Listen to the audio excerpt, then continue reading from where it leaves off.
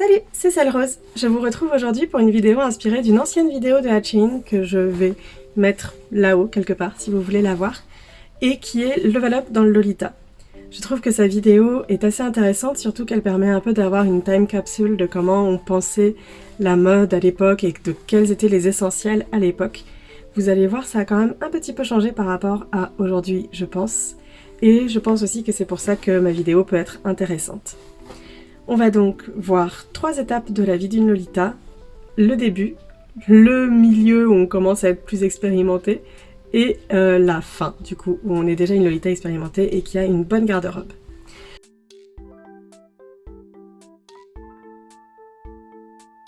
On va commencer par le début et partir du principe que vous avez déjà les 3 objets de base, à savoir le jupon, la blouse et soit une JSK, soit une jupe.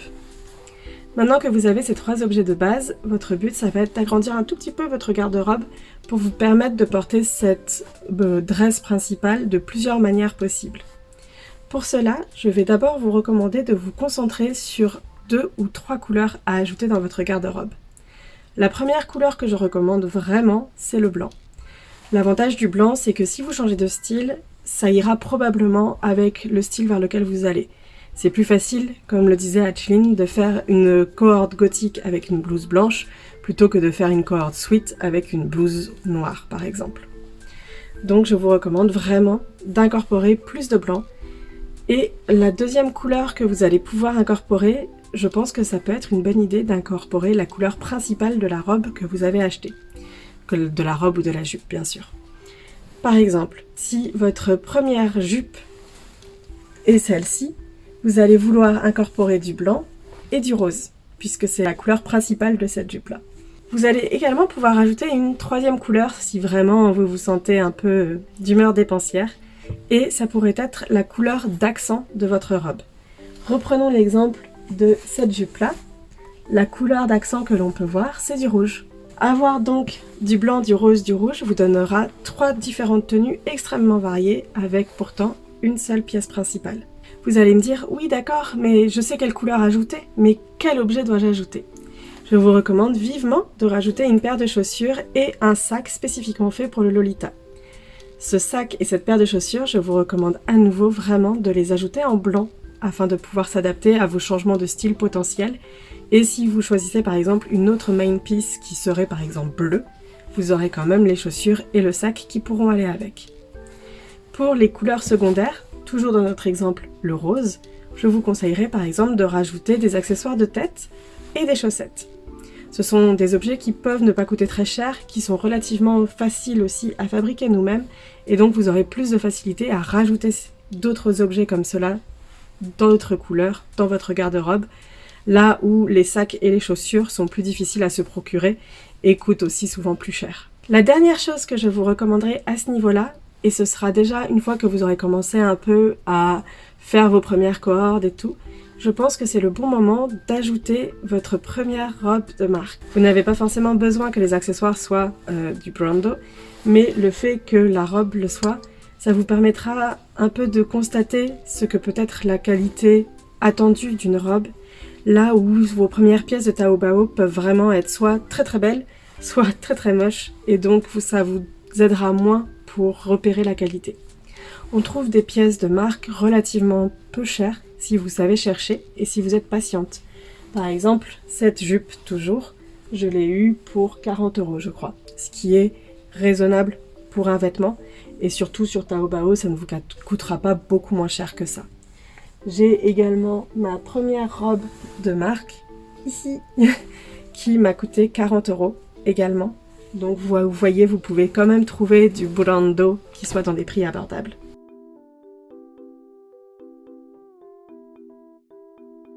Ça y est, ça fait maintenant 1 an et demi, 2 ans que vous portez du Lolita, vous commencez à être plus sûr de vous et plus sûr du style que vous aimez. C'est le bon moment d'ajouter une autre couleur dans votre garde-robe. Par une autre couleur, je veux dire une couleur un peu contraste par rapport aux autres pièces que vous avez. Mettons que votre garde-robe est principalement rose et rouge, avec des motifs de baie par exemple.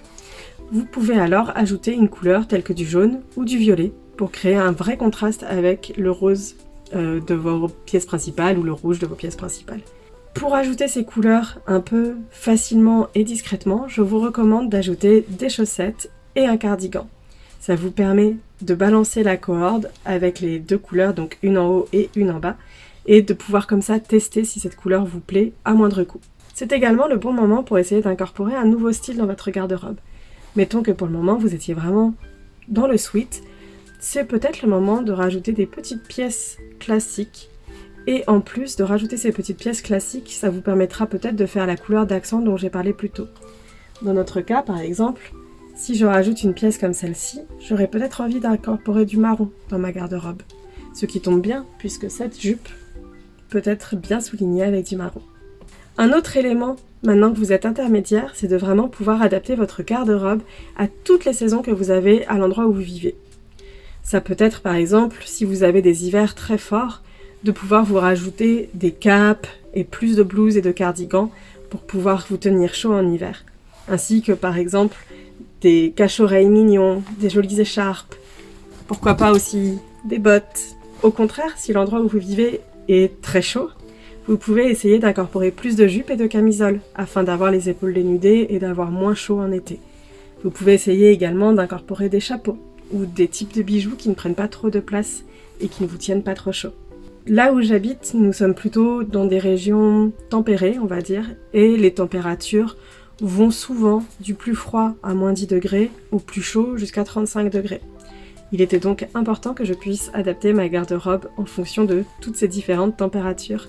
J'ai la chance de vivre dans une zone plutôt tempérée, où les températures vont à peu près de moins 10 degrés à plus 35 degrés. Mais si vous habitez dans une région où il fait vraiment très très froid, par exemple, les vêtements Lolita ne seront pas forcément toujours adaptés à la météo dans laquelle vous vivez et vous pouvez essayer de trouver les articles dont vous avez besoin dans des magasins normaux, mais juste par exemple d'acheter des bottes de neige qui soient roses. Il n'y a bien sûr rien de mal à ça et vous pouvez également customiser vos vêtements afin de les rendre plus Lolita.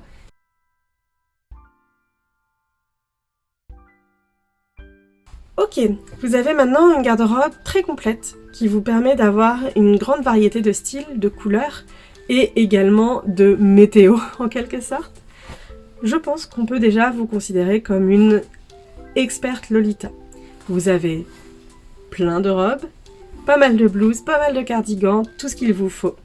Et vous vous demandez peut-être maintenant, comment est-ce que je peux continuer à agrandir ma garde-robe tout en ayant cette sensation de nouveauté et sans forcément avoir besoin d'acheter plus de choses dont je n'ai pas besoin.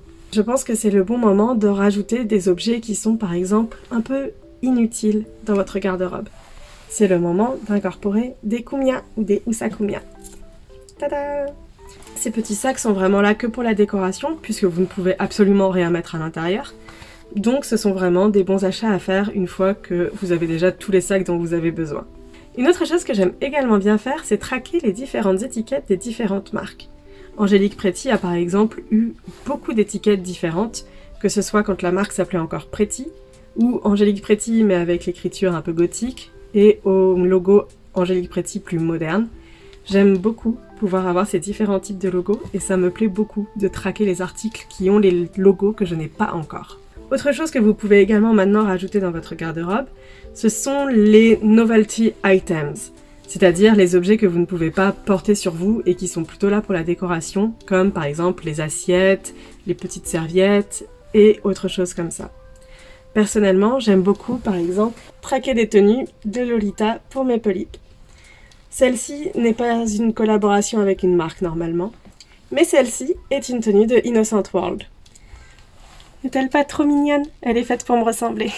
Un jour, je vous montrerai mes polypes, parce que j'ai très envie de partager ça avec vous. En plus de ces petites choses que j'aime bien traquer, j'aime aussi penser que c'est le bon moment de rajouter des Holy Grail, c'est-à-dire ces pièces que tout le monde désire et qui se vendent peut-être un peu trop cher pour ce que c'est. Je pense par exemple à la Melted Chocolate ou la Iron Gate ou d'autres pièces comme ça. Ce genre de pièces vraiment iconiques du Lolita, c'est assez plaisant de pouvoir les avoir et on se sent vraiment comme une royauté Lolita en quelque sorte. Et je pense que quand on a une garde-robe bien établie, c'est le bon moment pour chercher ce genre de pièces puisqu'on a peut-être plus d'argent à dépenser vers ça plutôt qu'avoir besoin de dépenser de l'argent sur des cardigans, des chaussettes et des chaussures.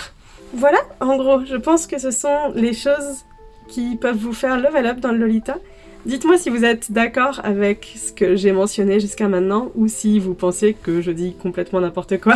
Laissez-moi aussi savoir à quel niveau vous pensez être. Personnellement, je pense avoir passé le cap il y a très peu de temps d'intermédiaire vers vraiment établi, étant donné que jusqu'à maintenant je manquais beaucoup de cardigans, de chaussures, de sacs, de choses comme ça.